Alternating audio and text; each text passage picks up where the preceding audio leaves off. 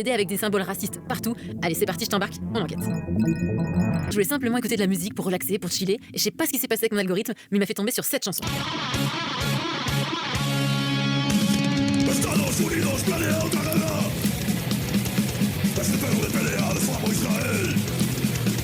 Ouais, je te l'accorde, franchement, ça gueule sacrément. Et niveau guitare, on repassera. Mais moi, ce qui m'a fait froid dans le dos, c'est surtout les paroles. Attends, regarde, si je recherche le texte et que je clique ici pour le traduire complètement, regarde ce que ça donne. Notre Europe résiste face à l'origine du mal. Résister à ce fléau, ils sont le cancer du monde.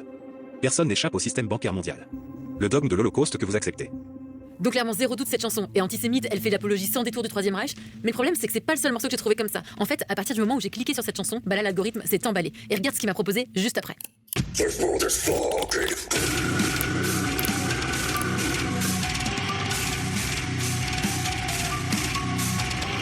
Ce qui est fou, c'est que l'algorithme de Spotify maintenant s'en donne à cœur joie et me propose des playlists complètes de musique nationale socialiste, comme celle-là qui a fait plus de 2000 écoutes rien que le mois dernier. Ok, je te l'accorde, c'est pas Taylor Swift, mais c'est déjà pas mal. Non mais franchement, comment c'est possible un truc pareil? Comment une plateforme aussi visitée que Spotify peut laisser passer ça? Il y a forcément des règles, non? Attends, on va regarder ensemble.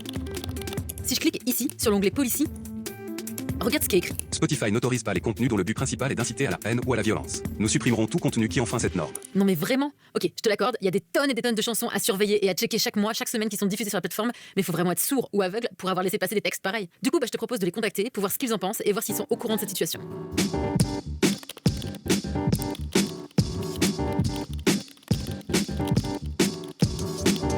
Leur réponse allait arriver super vite, en quelques heures. Ils me demandent en gros de leur envoyer toutes les références des chansons que j'ai trouvées et qui pourraient poser problème. Quelques jours plus tard, je reçois un nouvel email. Cette fois, voici ce qu'ils me disent.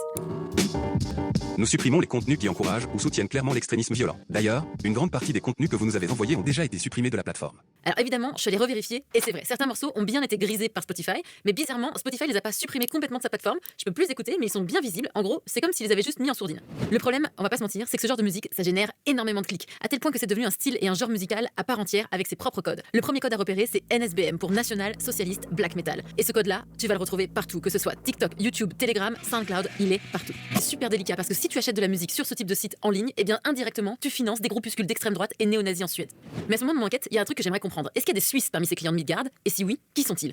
Il faut se connecter sur Tor. C'est vraiment pas compliqué, mais il faut savoir 2-3 trucs parce que là je t'emmène sur le Darknet. Alors ici, il n'y a pas de barre de recherche, il faut savoir exactement et à l'avance l'adresse où tu veux aller.